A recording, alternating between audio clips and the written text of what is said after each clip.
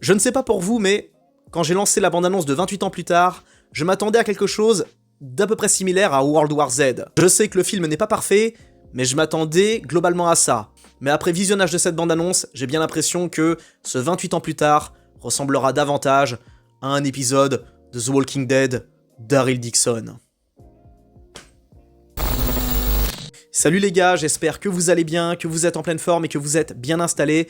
Bienvenue dans cette nouvelle vidéo, une vidéo un petit peu spéciale étant donné que je suis pas du tout coutumier de ce genre-là, les vidéos réactions, analyses de bande-annonce, ce genre de trucs. Je laisse ça à d'autres, mais je me devais de réagir à cette bande-annonce, donc de 28 ans plus tard, un film que j'attends depuis une bonne quinzaine d'années. 28 ans plus tard, la suite de 28 semaines plus tard. Ils ont pris tellement leur temps qu'ils nous auront même pas produit un 28 mois plus tard, ils ont directement enchaîné avec un 28 ans plus tard, c'est juste dingue. En tout cas, je ne sais pas pour vous, mais je me rappelle très bien de ma sensation, de ce que j'ai éprouvé lorsque j'ai été voir le second volet. Rappelez-vous de cette scène finale, de ce cliffhanger, j'étais dans un état juste catatonique. Et jamais j'aurais imaginé que, pour voir cette suite de 28 semaines plus tard, on aurait eu à attendre presque 20 ans. Je rappelle qu'entre le premier, il y a quoi 5 ans d'écart, le premier est sorti en 2002, 2003, le second en 2007, et là, 28 ans plus tard, cette suite, ce troisième volet, il sort 17 ans après. C'est juste dingue. Ce qui est juste incompréhensible, sachant que le second volet avait plutôt bien marché et que la fanbase de 28 jours plus tard était restée fidèle au second volet. Une bonne partie des fans du premier étaient déçus bien sûr parce que le second était beaucoup plus spectaculaire, mais personnellement, je vais pas vous mentir, je considère le second supérieur au deuxième.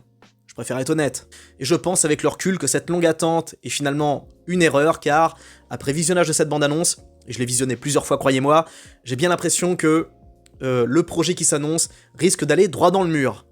Et j'espère me planter. Bref, analysons ça ensemble. Alors avant d'analyser chaque plan de la bande-annonce, chaque scène, parce que je vais vous montrer les images qui m'ont interpellé, je vais pas faire plan par plan, parce que bon, sinon on n'a pas fini, mais je vais retenir les principales. Je pense que les images que j'ai retenues, c'est celles qui vous ont marqué. Avant de parler de ça, il faut qu'on analyse l'affiche. Qu'est-ce que c'est que ça? Qu'est-ce que c'est que cette affiche? Des crânes, ouais. Ça veut potentiellement dire la fin de l'humanité, un retour à l'âge de pierre, un truc comme ça.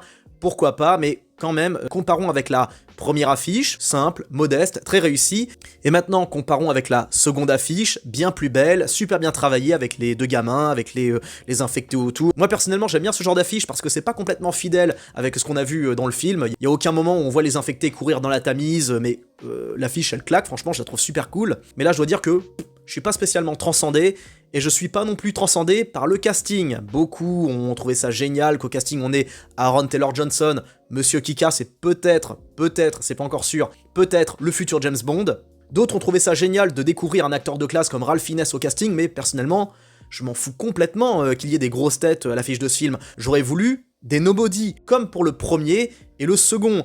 Oui, dans le deuxième, il y a Jeremy Renner, oui, il y a Idris Elba, oui, il y a Rose Byrne, mais ça c'était avant que ces acteurs explosent, avant qu'ils soient réellement connus. Dans le premier et dans le second volet, on n'avait pas affaire à des acteurs de premier plan, super connus, et c'était pas plus mal, car on pouvait quelque part s'identifier à ces personnages. Or là, j'ai l'impression que ce casting un petit peu prestigieux, c'est un peu une douille. C'est quand même mettre beaucoup de budget pour pas grand chose, parce que forcément, ces acteurs-là, j'imagine qu'ils sont très bien payés. Et j'aurais préféré personnellement que le budget alloué au salaire de ces acteurs aille plutôt dans le film, parce que quand on regarde cette bande-annonce, le film paraît très cheap. Alors que le second volet, même s'il y a eu plus de thunes que pour le premier, eh bien rappelez-vous, niveau spectaculaire, on en avait pour notre pognon. Et là, par rapport à ce que je viens de voir, ça s'annonce très mal, car comme je l'ai dit en début de vidéo, ça ressemble davantage à un épisode de Walking Dead d'Daryl Dixon que World War Z. Or, techniquement, ce 28 ans plus tard, il aurait dû ressembler à une sorte de World War Z. Bon, j'ai parlé vite fait des affiches, mais avant d'analyser, il faut qu'on parle aussi de l'histoire, pour qu'on se situe un petit peu.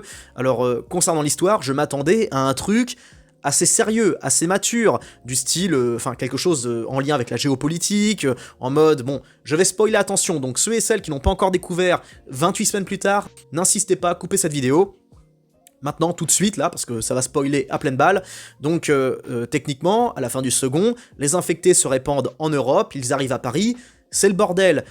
Et j'aurais aimé voir quelque chose en lien un petit peu avec la géopolitique, un petit peu comme on a vu brièvement justement dans World War Z, parce que dans World War Z, ce qui était bien, c'est qu'on voyageait, l'histoire se déroule aux États-Unis, en Corée du Nord, en Israël, ou ça aussi, je crois en Angleterre également, bref, on bouge pas mal. et il y avait, je pense, un potentiel, un terreau fertile pour aller dans ce genre-là. Les infectés se répandent en Europe, les grandes puissances essayent de vitrioler tout ça, il y a les risques d'infection, de débordement de frontières, les réfugiés qui se barrent partout. On avait un potentiel de dingue, vraiment cauchemardesque. Parce que c'est bon, dans le premier volet, on a vu, ça se déroulait à Londres et un peu à Manchester. Dans le deuxième volet, ça se déroulait dans la campagne anglaise et encore à Londres. C'est bon, on a assez vu l'Angleterre, on peut passer à autre chose.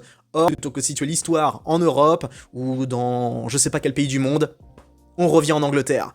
Et à mon avis, on va y rester. Et donc le pitch du film, c'est quoi? Et bien d'après ce que j'ai lu sur internet et d'après ce qu'on peut comprendre plus ou moins dans la bande-annonce, on découvre Aaron Taylor Johnson et un gamin qui se barrent dans la campagne anglaise pour, a priori, d'après ce que j'ai pu lire, pour trouver un médecin. Bon, a priori, le jeune voudrait trouver un médecin pour sa mère mourante. Wow, les scénaristes, ils se sont vachement foulés. Et ce qui me fait peur là-dedans, c'est que du côté des scénaristes, on a Alex Garland. Alex Garland, Monsieur Laplage, Monsieur 28 jours plus tard, Monsieur Civil War. N'oubliez pas non plus qu'Alex Garland est derrière l'écriture de l'excellentissime Dredd. Oui, c'est lui qui est derrière ça.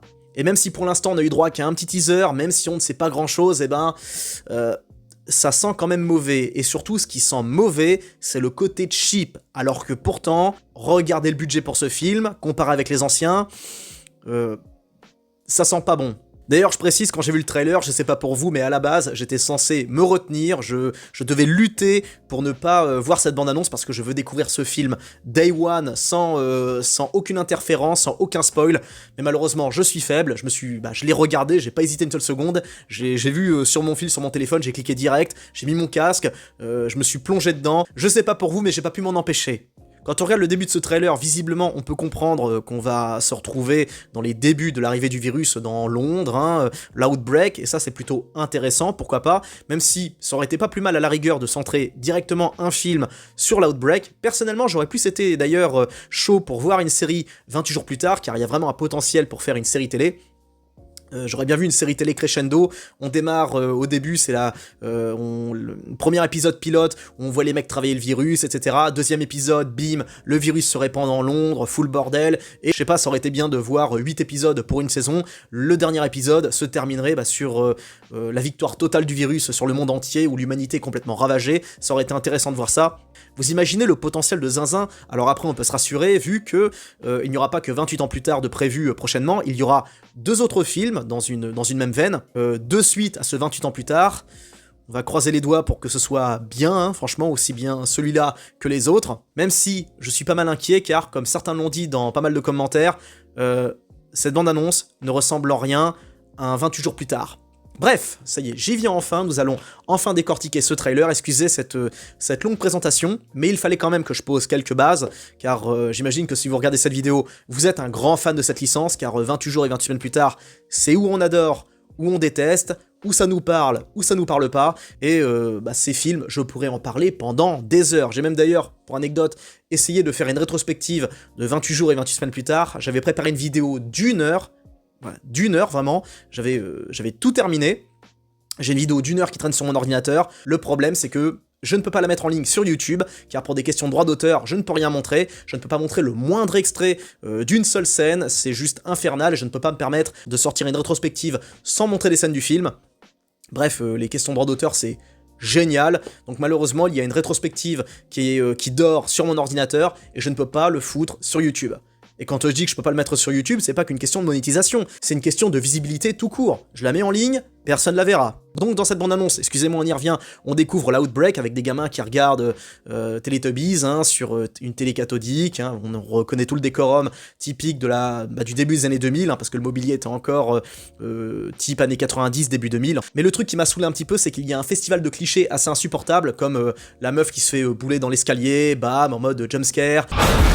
La nana qui se fait attaquer, le gamin qui voit derrière la vitre la meuf qui se fait choper, et alors cette giclade de sang sur la télé. Non mais excusez-moi, oui, le deuxième volet de 28 semaines plus tard était super gore, mais c'était, on va dire, il y avait une dimension différente, je sais pas comment l'exprimer, c'était un film d'horreur, oui, mais qui ne reposait pas sur des clichés qu'on avait déjà vus, le propre du cliché. Il y avait une certaine forme d'originalité, le film était quand même très osé, 28 semaines plus tard, il y a des scènes qui sont vraiment iconiques, je pense notamment à la scène d'intro, rappelez-vous la scène d'intro, juste cauchemardesque, et la scène de la transformation avec Don, avec sa femme. Je pense que tous ceux et celles qui ont vu cette scène au cinéma, ils ont dû être au minimum traumatisés par ce truc. Bon bah là, le coup de la giclée de sang qui arrive sur la télé, bon, c'était un petit peu facile. Alors on sait très bien que les infectés dégueulent du sang à foison, mais là quand même c'est un petit peu... Bon, perso j'ai trouvé ça un peu facile. Plan impressionnant où on voit les zombies déferler dans l'église, ok c'est cool, mais alors ce plan sur le mec qui hurle...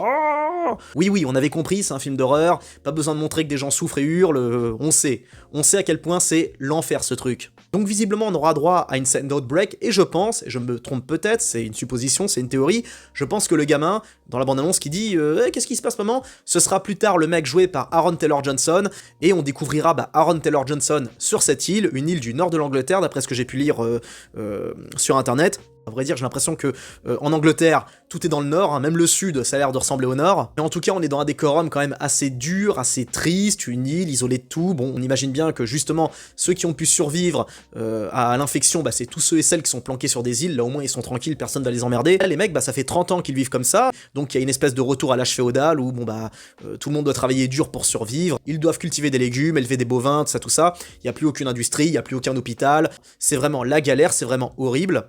Et ça, c'est à la rigueur pour moi le plus gros point positif, c'est parce que c'est quand même original de situer l'histoire 30 ans après, parce que ça montre le côté vraiment très dur, sans pitié, vraiment infâme, d'une vie sans aucune civilisation, sans aucune modernité, sans rien. Vraiment les gars, prenez conscience de votre bonheur, hein. L'électricité, l'eau courante, la bouffe en illimité dans les magasins, le confort, l'industrie, la civilisation. Et là, bon, quand même, ça a l'air de ressembler à un épisode de Walking Dead de Daryl Dixon.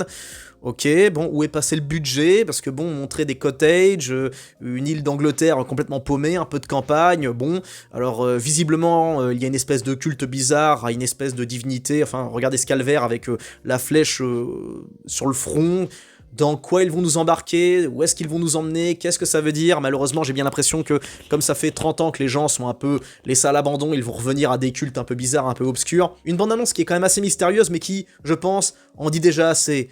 Et je sais pas si on a envie d'en voir plus. En tout cas, le deuxième trailer, la deuxième bande-annonce qui sortira, je pense, un mois ou deux avant la sortie du film, je m'abstiendrai. En tout cas, il y a une grosse vibe à la The Last of Us et à The Walking Dead, et ça me fait peur, parce que malheureusement, ce qui a dû inspirer ce film, c'est pas le meilleur côté de The Last of Us, ni le meilleur côté de The Walking Dead. Je pense que justement, ils ont l'air de s'inspirer plutôt de la série The Last of Us et des spin-offs de The Walking Dead. C'est-à-dire, ils vont pas s'inspirer du jeu vidéo The Last of Us, ni des premières saisons de The Walking Dead, à savoir ce qui était génial. On découvre donc Taylor Johnson avec un gamin, les deux se barrent dans la campagne anglaise, et regardez les décors, franchement, il n'y a rien d'impressionnant, il n'y a rien de dingue, on voit même pas d'infrastructures bousillées, de villes qui ont été ravagées par le napalm, ce genre de truc, parce qu'on imagine bien que l'Angleterre a dû être plus ou moins bombardée, ou alors dans un état de ruine complet avec les incendies, les pillages, machin. Alors après, bien sûr, tout n'est pas montré dans la bande-annonce, mais ça a l'air vraiment très cheap, hein. Il n'y a même pas 2-3 scènes où on voit des décors impressionnants, parce que ça aurait été... Enfin, quand vous regardez un trailer, une bande-annonce, généralement, il vous pointe, il vous montre les money shots, donc les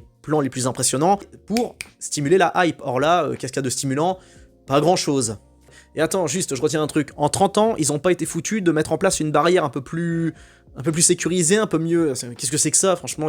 Je veux dire, moi bourré, un soir, je la prends tout seul, cette barrière, quoi. Qu'est-ce que c'est que ce truc? Alors imaginez 50 contaminés, infectés, qui débarquent énervés, ils vous la pulvérisent en 2 secondes, cette barrière, quoi. Qu'est-ce que c'est que ça, quoi? Les mecs, en 30 ans, ils ont pas eu le temps de préparer un truc avec des herses, des, je sais pas moi, des pieux, des tranchées, des trucs comme ça. Donc Johnson et le gamin, ils vont dans la campagne anglaise pour, visiblement, d'après ce que j'ai pu lire, trouver un médecin pour la mère du gamin. Ok, alors que je précise que ça fait 30 ans que tout est à l'abandon, et on imagine bien que tout le monde vit dans son coin et ose pas trop aller voir les voisins ou se barrer de leur périmètre tellement c'est dangereux. Enfin, en soi, c'est ça qui est particulier, c'est que techniquement les infectés ils sont censés être tous morts de faim. Donc, est-ce qu'il n'y a pas un petit secret derrière tout ça? Comment ça se fait que ces gens-là vivent en autarcie depuis 30 ans alors que, techniquement, il n'y a plus aucun danger? Ils auraient très bien pu retourner en ville, refaire tourner, je sais pas, des centrales électriques, des trucs comme ça. Pourquoi ils restent planqués? Eh bien, il y a potentiellement une théorie qui veut que les infectés aient évolué, tout simplement. C'est catastrophique. Parce que regardez cette affiche, ils font mention à une potentielle évolution.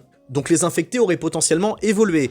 Mais dans quel sens? Est-ce que les gens qui se retrouvent infectés développent une certaine forme de conscience, d'intelligence, je sais pas, de calcul, Est-ce qu'ils arrivent à réfléchir, à parler, à s'exprimer? Car il y avait quand même déjà un petit indice dans le premier film. Rappelez-vous, quand Jim se fait attaquer par le gamin qui est infecté, le gamin infecté hurle « Je te déteste ». Alors est-ce que c'était... Rappelez-vous de cette scène hein, dans le dîner, là, quand Jim il va dans où il y a tous les cadavres, les gens qui sont morts, et le mec il fait... Il y a quelqu'un, il y a le gamin qui arrive, et après lui avoir mis un coup de batte, le gamin il fait « Je te déteste !»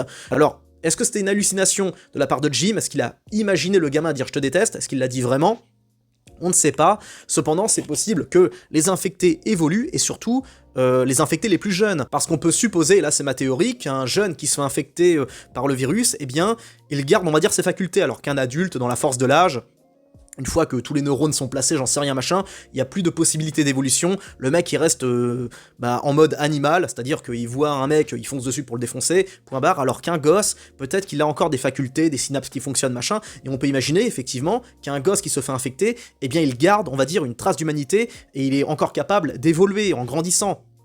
Parce que je rappelle que ce virus ne tue pas directement, c'est pas un truc qui transforme en zombie, c'est-à-dire que, comme on le voit à la fin du premier film, les infectés meurent de faim. Or là, visiblement, les infectés ne meurent pas de faim, vu qu'il y en a toujours. Normalement, ils devraient tous être dead. Mais ça rentre un petit peu en contradiction avec le comics 28 jours plus tard, car oui, il y a un comics 28 jours plus tard qui est fantastique. Là, on comprend dans ce comics que tous les infectés crèvent de faim. Il n'y a pas d'histoire comment ça s'appelle, d'évolution, quoi que ce soit. Les mecs, s'ils ont rien à bouffer, ils crèvent. Et le comics, vraiment, je vous invite à le découvrir. Il est vraiment génial. Dans la pure veine des films, excellentissime. Et ça aurait été génial, à la rigueur, d'adapter ces comics en film. Ça aurait été très bien. Or non, visiblement, on aura ça. Donc les infectés ont l'air d'évoluer parce qu'il y a cette scène qui est très belle, hein, qui est très graphique, enfin elle est très simple, hein, et c'est peut-être d'ailleurs le seul plan vraiment intéressant du film, enfin de la bande-annonce. C'est quand même assez inquiétant, c'est ce plan où Aaron Taylor Johnson et le gamin se font prendre en chasse par ces infectés, et si vous regardez bien, il y a un infecté qui bouge pas, un mec qui bouge pas, qui regarde, les autres infectés courent de façon assez, très énergique, et ils ont les cheveux longs, ils ont pas l'air d'avoir de fringues, donc on peut imaginer que ça fait des années qu'ils sont comme ça, qu'ils sont dans un état, les cheveux poussent, etc., les fringues ils se déchirent, donc ça fait un moment qu'ils sont dans cet état quasi sauvage, et visiblement ils ne meurent pas de faim, et celui qui bouge pas, c'est inquiétant, c'est peut-être un leader ou je sais pas quoi, peut-être qu'il a la capacité de réfléchir, de penser, donc ce plan est assez troublant, assez flippant.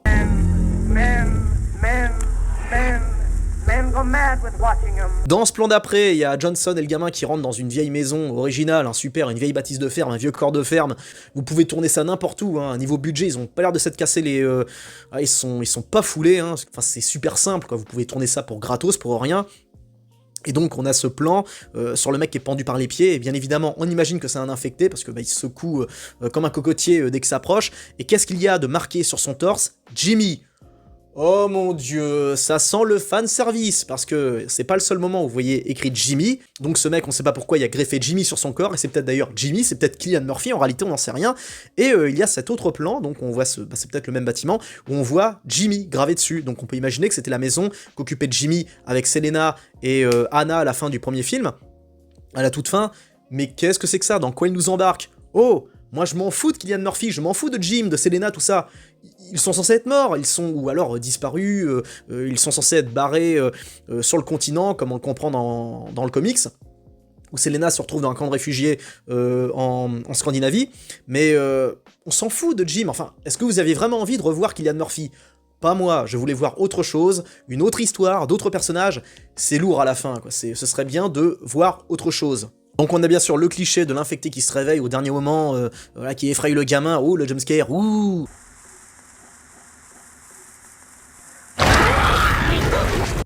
Ce trailer est assez mystérieux parce qu'on se pose des questions, par exemple, qui est cette personne qui porte un masque avec la flèche dans le front, qu'est-ce que c'est que ça? Est-ce que c'est un culte païen?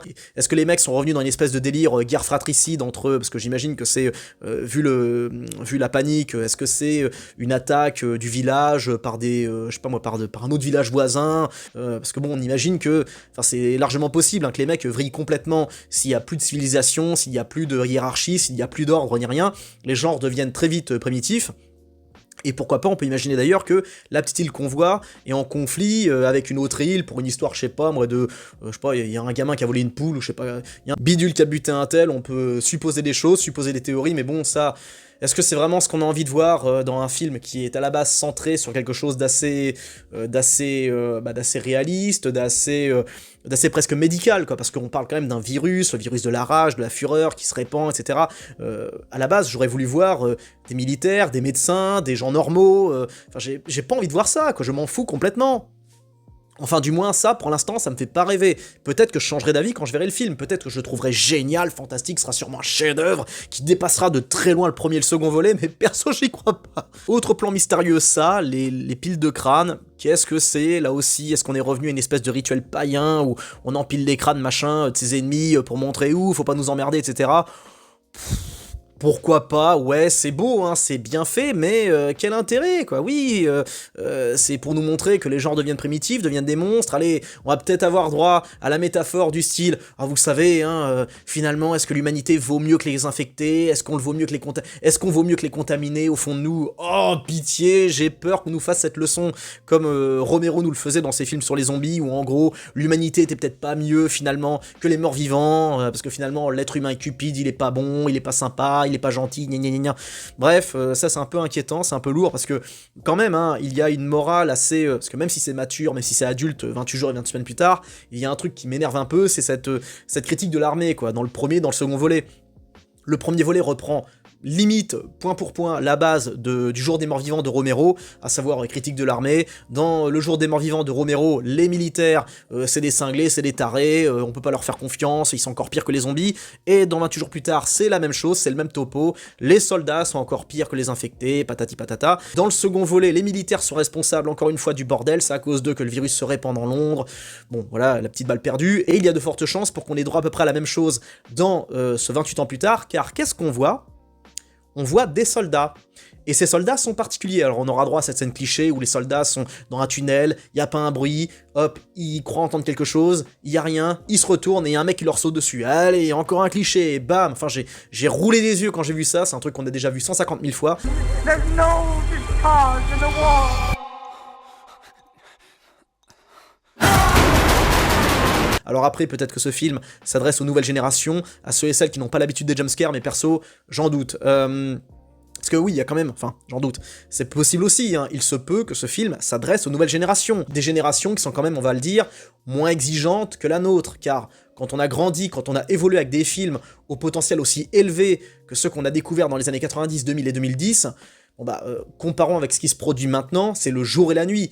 Et j'ai bien peur que les producteurs, etc., ils veulent plus trop se fouler, d'autant plus que le film sera forcément un carton, étant donné que la licence 28 jours et 28 semaines, ça va forcément ramener du monde. J'irai le voir, même si les critiques sont négatives, j'irai le voir quand même pour le principe.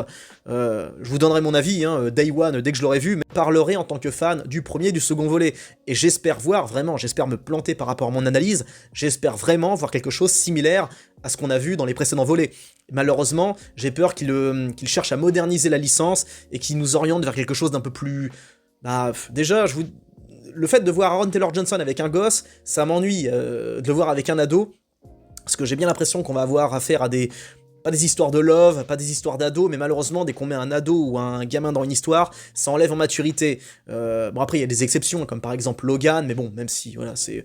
À vrai dire, la gamine, vous la retirez de Logan, c'est pas plus mal, hein. Tout ce qui nous intéresse, c'était Wolverine et Xavier, le reste, on s'en foutait complètement, quoi.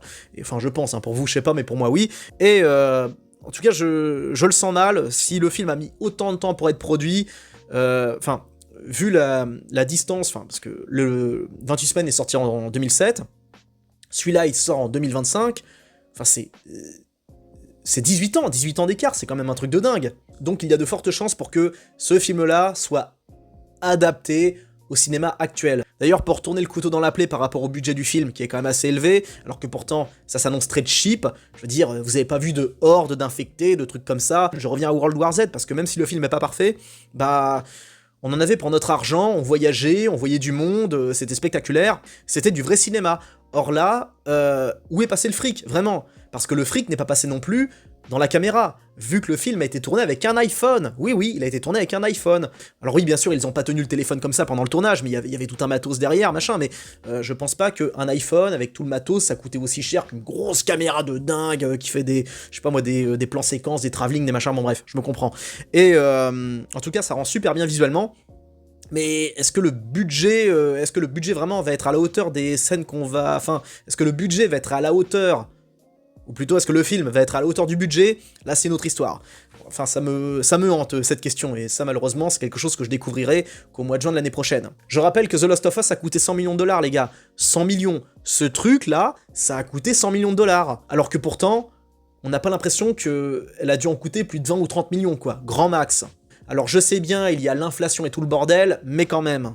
Donc on a ces soldats, ces militaires, et ces militaires-là, c'est pas des militaires anglais, parce que, bon, sans être un expert en armement, etc., je connais à peu près les uniformes et tout, et l'uniforme de ces mecs-là, c'est pas un uniforme anglais, et c'est pas un uniforme du début des années 2000. Enfin, c'est pas un uniforme, ni un équipement des années 2000. Les mecs, ils ont des carabines M4, les Anglais à l'époque, ils étaient en dotation de bullpup, de ce genre de fusil. Là, on voit des carabines M4 qui possèdent tout un système assez moderne, qui rappelle ce qu'on a vu dans les années 2010-2020.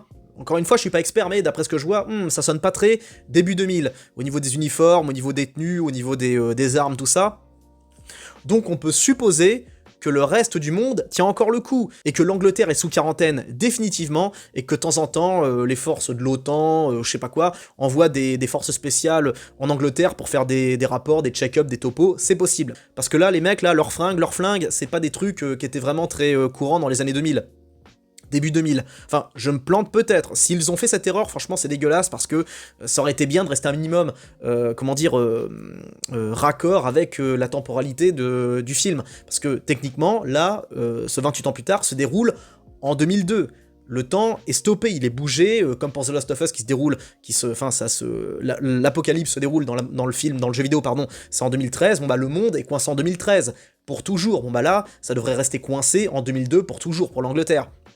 D'ailleurs, même le second volet, qui se déroule en 2007, et d'ailleurs on peut noter plein d'éléments qui rappellent justement, notamment au niveau des uniformes, des soldats, etc., les uniformes, on va dire, numériques et tout le bordel, ça date, je crois, de 2005-2006, bon bah, en 2002, les uniformes américains étaient pas les mêmes, c'était l'uniforme camouflage Woodland, tout ça, et à la base, 28 semaines plus tard, est censé se dérouler, 28 semaines plus tard, après le premier volet, donc ça devrait se dérouler vers 2003, quelque chose comme ça. Donc qui sont ces mecs? Est-ce que c'est des Black Ops? Est-ce que c'est des mecs de Blackwater? J'en sais rien. Est-ce que c'est des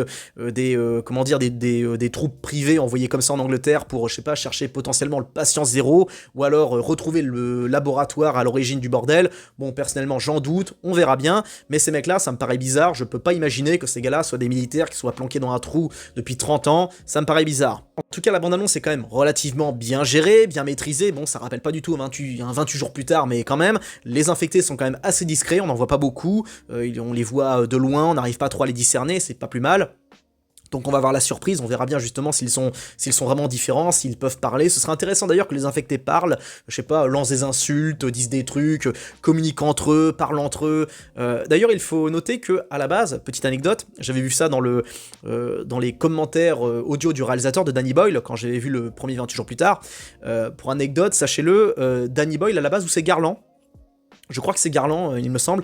Garland avait émis l'hypothèse que les infectés seraient constamment en érection. Oui, je sais ce que vous êtes en train de vous dire, mais c'est quand je regardais le film, il y avait le passage où on voit un des soldats se faire massacrer par Mailer et un autre, là, celui qui porte justement Lushanka, comme moi, celui qui porte le chapeau. Les deux, ils se jettent sur lui et ils le massacrent dans la cuisine et ils lui pètent la nuque, je crois. Rappelez-vous. Où il y a le mec, là, le cuistot qui est planqué dans les comment ça s'appelle, sous l'évier, tout ça. Bon, eh bien, pendant les commentaires audio, parce que moi, je connaissais tellement le film que j'écoutais les commentaires du réalisateur pour apprendre des trucs, et Boyle disait, ouais, Alex Garland, il avait supposé l'idée que les infectés, en gros, seraient potentiellement à poil, les mecs, ils se dessapent, et les mecs, ils courent avec leur braquemar tendu à fond, et ils voulaient incorporer des scènes de yawl. Oui. Et finalement, Danny Boyle a dit, bon, attends, on va peut-être éviter, parce que ça va peut-être un peu trop loin, et heureusement, mais... Voilà, à la base, Garland, il avait des projets assez particuliers concernant les infectés. Donc là, on verra bien l'évolution. Je pense pas qu'ils iront jusque-là, mais on sera peut-être surpris, je pense. Surpris agréablement ou désagréablement, là, c'est une autre histoire. En tout cas, faut m'expliquer qu'est-ce que c'est que ça. Qu'est-ce que c'est? C'est Cillian Murphy, ça? C'est quoi cette histoire? C'est quoi ce truc? Qu'est-ce que... Est-ce que c'est un rêve? Est-ce que c'est un cauchemar? Est-ce que Cillian Murphy va vraiment revenir avec son personnage? Est-ce qu'il va revenir en mode déshydraté, empaillé? C'est bizarre, quoi. Qu'est-ce que c'est que ça? Qu'est-ce qu'ils ont voulu nous montrer?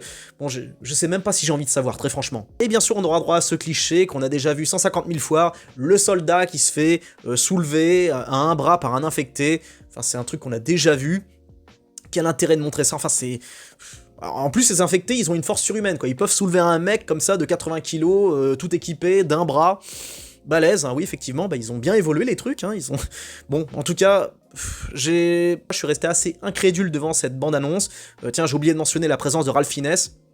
À quoi il va servir, je sais pas. Combien de temps on va le voir, je sais pas. J'ai vraiment peur, sans déconner, je m'inquiète. Hein. Ça me rassure pas de voir ce mec dans ce projet. Et visiblement, bah, malgré le fait qu'il y ait eu énormément de thunes d'allouer au budget, et bien visiblement, bah...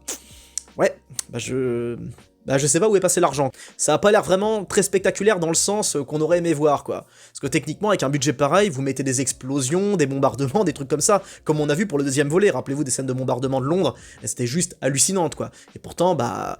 Le mec a fait avec pas grand chose, hein, le réalisateur, hein, et pourtant il y avait 50 000 trucs à gérer. Or là, bon bah, on verra de la campagne, encore de la campagne... Ouais. Et concernant la voix de la meuf là qui parle à la radio, je sais pas quoi, bon, c'était intéressant, ça mettait dans l'ambiance, ça apportait une touche, une vibe assez inquiétante. J'ai peur, très franchement, j'ai peur du résultat, j'ai peur de ce que ça va donner. Donc rendez-vous au cinéma pour le mois de juin 2025 pour voir ce que ça va donner. En tout cas, je partais avec plein d'espoir. Là, je vous avoue que l'espoir a diminué, quoi. Vraiment, ça a été un petit peu une douche froide, et j'espère me planter, j'espère que Boyle va nous réserver une belle surprise. Pour moi, Boyle n'a pas tellement perdu de sa superbe, hein. J'avais adoré son Trainspotting 2, pour moi, c'est un de ses films les plus sous-cotés. Je sais que les fans du premier l'ont détesté, à tort pour moi, car le second est presque plus profond que le premier, plus intelligent, plus mature. Bon, après, il date de 2017, donc ça commence déjà à dater, mais je garde confiance en Danny Boyle, j'ai toujours confiance en lui et en Garland, mais... Ah, j'avoue que là, et c'est pour moi justement la licence qu'il ne faut pas foirer. Alors après, on verra bien ce que ça va donner avec les suites qui sont prévues. Alors je sais pas qu'est-ce qu'ils ont comme projet. Est-ce que peut-être que justement ce 28 ans plus tard se voudra modeste, en mode on est en Angleterre tranquille, et après les prochains volets seront plus spectaculaires, où on verra bah, effectivement, je sais pas moi, des bombardements, des scènes d'action, des soldats qui tirent dans le tas, avec des hordes d'infectés qui courent par milliers, défoncer des bâtiments, des mecs, etc. Moi perso, c'est ça que je veux voir du spectaculaire, je veux voir de l'action, je veux voir des trucs de dingue.